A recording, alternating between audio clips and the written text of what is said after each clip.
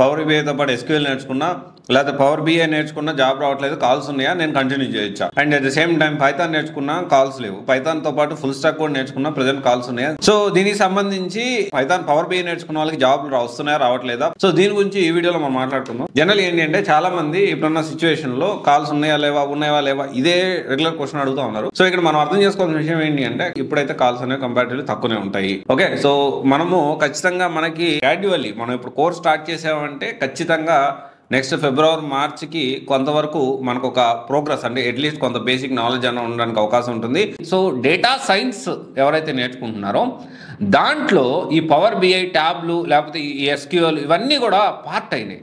అంటే ఒక data scientist ఎవరైతే జూనియర్ డేటా సైంటిస్ట్ ఇవన్నీ కూడా హ్యాండిల్ చేయగలుగుతున్నాడు. సో కంపెనీస్ కూడా ఏం ఎక్స్పెక్ట్ చేస్తున్నాయి, మల్టీ టాస్కింగ్ ఎక్స్పెక్ట్ చేస్తాను. ఒక పవర్ బిఐ నేర్చుకుంటే నేను జాబ్ వస్తుందంటే 100% ఇప్పుడున్న సిచ్యువేషన్లో పవర్ బిఐ ప్లస్ ఎస్క్యూఎల్ నేర్చుకున్నా, పవర్ బిఐతో ఏ కాంబినేషన్ నేర్చుకున్నా జాబులు రావు.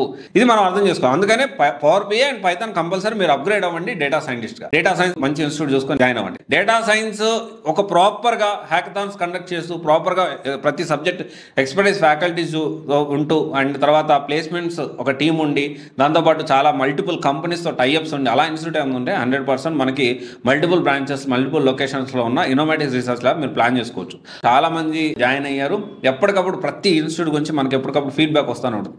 సో నాకు తెలిసినంత వరకు ఉన్న వాటిల్లో definitely one of the best innovative research labs for data science అని చెప్పడానికి ఎటువంటి అతిశక్తి లేదు. మీరు కూడా క్లాస్ వెరిఫై చేసుకొని స్టూడెంట్స్ కూడా మాట్లాడండి.